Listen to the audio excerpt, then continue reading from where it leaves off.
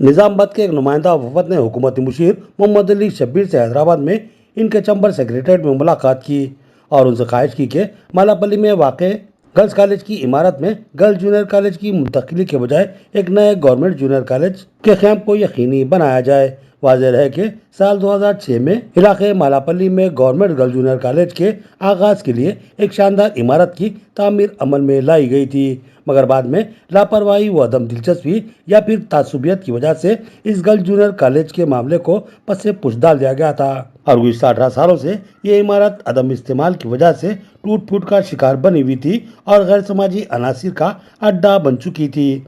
हाल ही में मुसलमानों ने इस मामले पर हुकूमती मुशीर मोहम्मद अली शब्बीर की तवज्जो मरकूज करवाई, जिस पर उन्होंने इमारत की मरम्मत व हकपाशी और रंगो रगौन के लिए फिलफोर 30 लाख रुपए फंड्स की इजराई अमल में लाई। मनसूबा है कि तालीमी साल 2025-26 से यहाँ तालीम का आगाज कर दिया जाए, लेकिन तालिबात के दाखिले के मसले को जहन में रखते हुए गवर्नमेंट गर्ल्स जूनियर कॉलेज गढ़ी को इस इमारत में मुंतकिल करने का मनसूबा तय किया गया था, जिसकी इस वफद ने मुखालिफत की और नए कॉलेज की मंजूरी का मुतालबा किया। इस पर मोहम्मद अली शब्बीर ने ठोस तयक़ुन दिया कि वो तेज़ रफ्तार कार्रवाई करते हुए आला हुकाम बिलखसूस वज़ीर आला रेवंत रेड्डी से नए कॉलेज की मंजूरी को यकीनी बनाएंगे। इजलास में चेयरमैन उर्दू अकेडमी ताहिर बिन हमदान, प्रिंसिपल सेक्रेटरी अखिलेती बहबूद, यासीन बादशाह के अलावा दीगर महकमाजात के अहदेदार भी मौजूद थे। निजामाबाद से पहुंचने वाले वफद में साबिक डिप्टी मेयर यम फ़हीम, सदर बैतुल माल सैयद जफर यहिया, साबिक सदर ईदगाह कमेटी मोहम्मद अफजलुद्दीन, सदर जिला जमीयत उलमा निजामाबाद मौलाना समीउल्लाह, साबिक कारपोरेटर मोहम्मद अब्दुल कुद्दूस, मौलाना हैदर काज़मी, मौलाना अरशद मतीन, ख्वाजा सफदर अली और कुदरतुल्लाह खान कमर भी शामिल थे। आज सेक्रेटरीट में मेरे चैम्बर में निजामाबाद मालापल्ली एरिया में जो गर्ल्स जूनियर कॉलेज के लिए संग बुनियाद 2006 में रखा गया था, बिल्डिंग भी मुकम्मल हो गई, सरकारें भी बदल गए। टीआरएस के 10 साल गवर्नमेंट में वो बिल्डिंग कंप्लीट होने के बावजूद भी कुछ भी नहीं हुआ, लेकिन वो कंप्लीट 10 साल के अंदर बहुत सारे उसके इलेक्ट्रिसिटी वायर, ड्रेनेज और खिड़की दरवाजे पूरा डैमेज हो गया।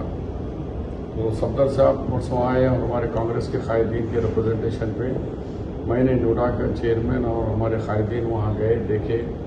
उसका 38 लाख रुपए का बिल हुआ और 38 लाख रुपए R&D वाले उसका एस्टीमेट बनाए। हम 38 लाख का इंतज़ाम दो डिपार्टमेंटों से मिलकर कलेक्टर को दिए। इंशाल्लाह कलेक्टर साहब कल या परसों प्रोसीडिंग देंगे। देने के बाद मसला ये आ रहा है कि अब क्या करना। अगर बिल्डिंग बन जाने के बाद बच्चे कैसा होगा, तो जो स्कूल है प्रेजेंट इंटरमीडिएट का जो है वहाँ 600 तलबा पढ़ रहे हैं, मगर वो इंग्लिश और उर्दू मीडियम है।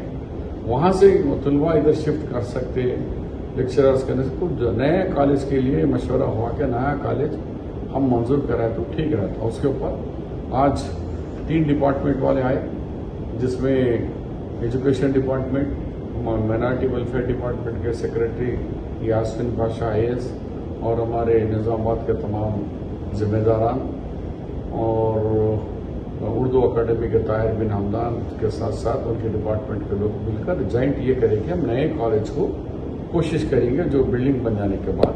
तो कल परसों में कलेक्टर का प्रोसीडिंग लेकर हम एजुकेशन सेक्रेटरी निजामाबाद साबिका कलेक्टर निजामाबाद करके गए थे, योगिता रानी जी को भी बात किया है।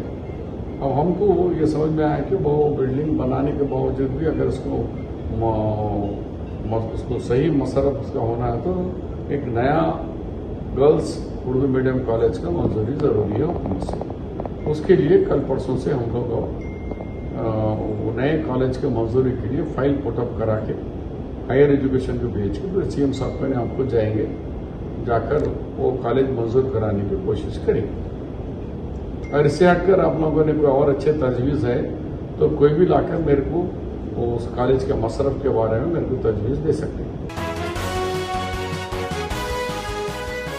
All India Muslim personal law board joint action committee Nizamabad की जानिब से नौजवानों का एक अहम इजलास लिमरा गार्डन फंक्शन हॉल में मुनक्किद हुआ, जिसमें शहर के मुख्तलिफ इलाकों के रहने वाले सैकड़ों नौजवानों ने शिरकत की। इस मकसद व अहम इजलास से अनवर खान रुकन Jamaat Islami, Mohammed Naeem Qamar editor Awam TV, M S Siddiqui chairman standard school of education, Junaid Ahmed advocate, Zeeshan Rizvi advocate, Naveejul Hasan सदर सिटी SIO, मोहम्मद शहीर अहमद सदर जिला MSO के अलावा दीगर कई नौजवान कायदीन ने मुखातिब किया, जबकि इजलास की कार्रवाई तेलुगु तर्जुमान शेख हुसैन ने चलाई। इस इजलास में मुखर्रिरीन ने बताया कि 27 में बरोज़ मंगल सुबह 11 बजे शहर निजामाबाद में इंसानी जंजीर बनाई जाएगी और वक्फ कानून की मनसूखी का मुतालबा किया जाएगा।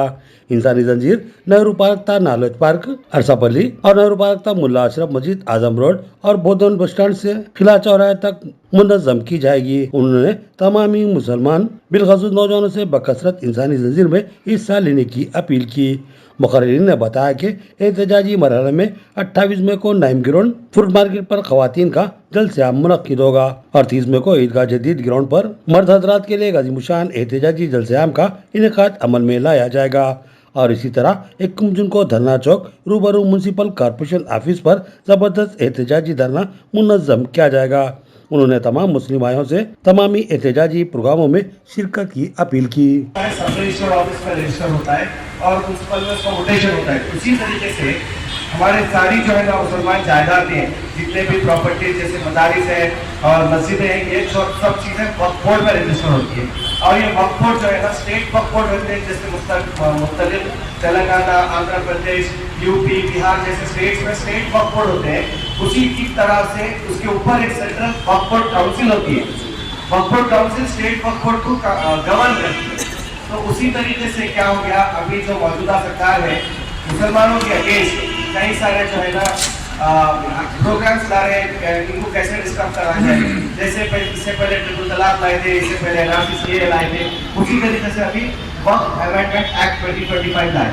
ये वक्फ अमेंडमेंट एक्ट ये है कि जैसे आज़ादी के बाद से हमारे जो है ना वक्फ बोर्ड की तश्कील हुई और उसमें जो है ना लोग अमेंडमेंट ला रहे हैं। जैसे एग्जाम्पल मैं बताता हूँ, वक्फ बाय यूजर और एक्स ऑफिशियो मेंबर जो है ना एक हिंदू को लाना बोल के उनका प्लान है। जैसे वक्फ बाय यूजर है, कोई वक्फ कर दिया प्रॉपर्टी और जिसकी प्रॉपर्टी वक्फ बोर्ड में रजिस्टर नहीं है, उसको वक्फ बाय यूजर है, तो गवर्नमेंट ये चाह रही सेंट्रल गवर्नमेंट इसकी हमारे पास से छीन ले।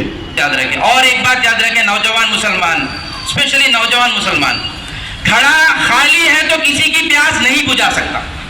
घड़ा खाली कोई काम का नहीं, ये बात याद रखें। और जब घड़े में पानी भर जाए तो हर किसी की प्यास बुझाने वाला हो सकता है।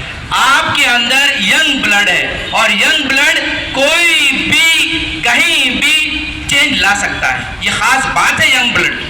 आप देखिए फलस्तीन में क्या हालात है। अगर आज भी गाफिल रहेंगे, हम आज भी नींद से बेदार नहीं होंगे, ये हाल हर जगह होने वाला है। आपका स्पेशली जो यूथ है, इल्म हासिल करें, पॉजिटिविटी रखें, आगे यूथ है, आप आगे बढ़े।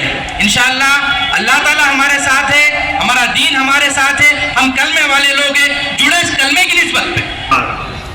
पहले NRC हो या फिर CAA हो, इसके नाम पे इलेक्शन गुजर गए, लेकिन नतीजा फिर से सिफर रहा। आज जब ऐवानों पे कई दिनों से गूंजता रहा कि वक्फ तरमीमी बिल सबमिट हो चुका है, तब भी मुसलमान, ना सिर्फ मुसलमान बल्कि हमारे कायदीन भी खामोश है, या फिर उनकी आवाज हमारे कानों तक ना हुई। लोग कहते हैं कि नौजवान आगे आए, हम कहते हैं हमारे कायदीन आगे बढ़े। आज भी मामला निजामाबाद में सिर्फ अनापरस्ती पे रुका हुआ है कि कभी नौजवान को दावत दो, कभी किसी कायद को दावत दो।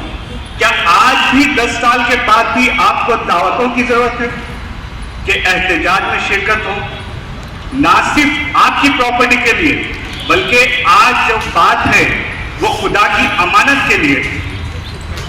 ये जो वक्त आया है वो भी हमारी गफलतों से आया है।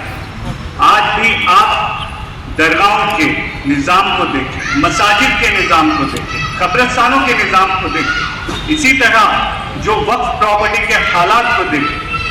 कहीं पर जहां पर सिटी में प्रॉपर्टी है उसका किराया आज भी 1 रुपया, चाहे वो दिल्ली की बात हो या फिर निजामाबाद की बात हो। वक्फ प्रॉपर्टी ऐसी प्रॉपर्टी है जिसकी लाठी उसकी भैंस। प्रोग्राम में 27 तारीख है, इसके बड़े पैमाने पर कामयाब करे, तमाम लोगों से ख्वाहिश करता हूँ।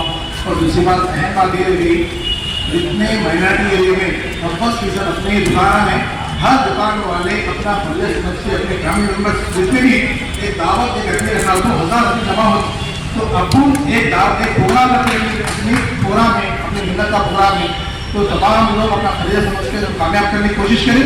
मैं ये वक्त शुक्रिया अदा करता हूँ।